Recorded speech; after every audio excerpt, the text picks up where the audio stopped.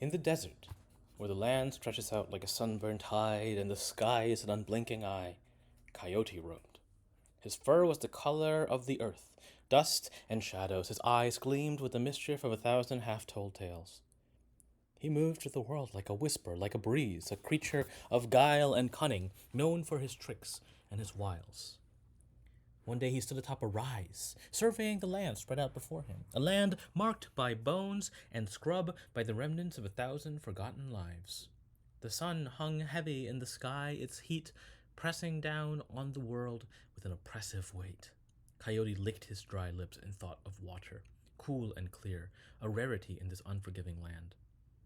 He trotted down the rise, his paws kicking up small clouds of dust, and came upon a snake, coiled and still, its eyes glittering like dark jewels. "Snake!" Coyote called out. "Do you know where I might find water?"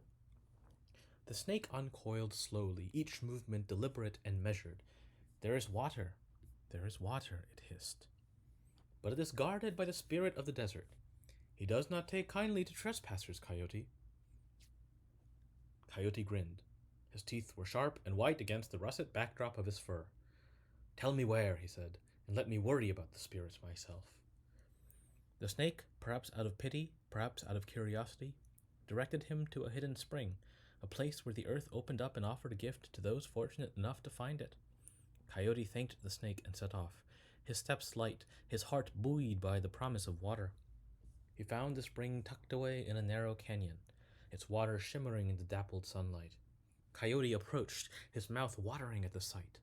But as he dipped his head to drink, a voice like the crack of thunder stopped him. "Who dares to drink from my spring?"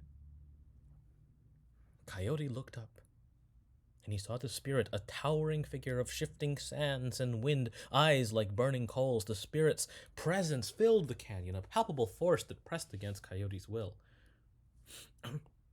"It is I, Coyote," he said, his voice steady despite the fear that clawed at his belly. "I seek only a drink, nothing more." The spirit's laugh echoed through the canyon, a sound like the dry rattle of bones. "You who have tricked and deceived so many seek only a drink? Why should I believe you?" Coyote's mind raced, searching for a way to turn the situation to his advantage. "Because," he said, "even a trickster must have water to live. Deny me, and my tricks end. Grant me this, and I will leave you in peace." The spirit considered this, its form shifting and rolling like a storm. Finally, it nodded. "Very well, Coyote. You may drink this, but know this, your tricks will come at a cost. For every deceit you make, a part of your soul will be bound to this place, until there is nothing left of you but dust and echoes." Coyote nodded, the promise of water outweighing the distant threat. He drank deeply, feeling the cool liquid revive him, each gulp a blessing.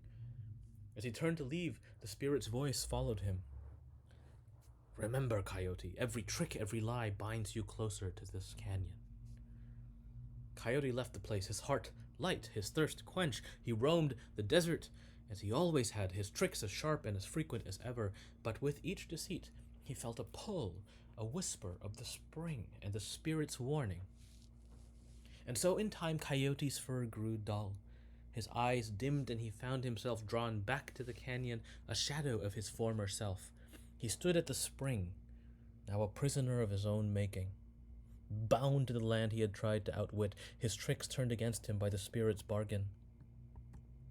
In the end, Coyote became a part of the desert, a ghostly figure, a cautionary tale whispered by the wind, a reminder that even the cleverest of tricksters cannot escape the consequences of their deeds.